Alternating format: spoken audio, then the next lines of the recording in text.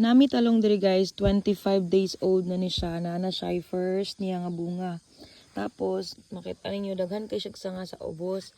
So muna nga atong himuon karon is mag-pruning ta. So kanang mag-pruning is atong pangkwaon ang mga sanga sa ubos ug mga dahon kay para maka-concentrate sa siya og pataas. Kay kung dili nato ni siya kwaon, mamunga ni siya diri, dili quality ang bunga nga iyang mahimo.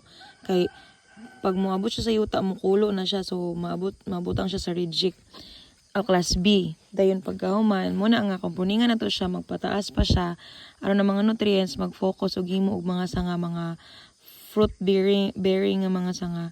So muna nga atong himuon is mag-pruning kita. So importante ng pruning kay para maka-concentrate sa og pataas ang ato ang talong. So maka-concentrate siya pataas tungod kay wala na may dagan kayo nga mahatagan sa nutrients diri sa ubos. Na siya kwaon nato na siya. And then nanata siya first bunga. Next week ana mahimo na siyang bunga gyud. So tangtangon na po nato ng mga first bunga.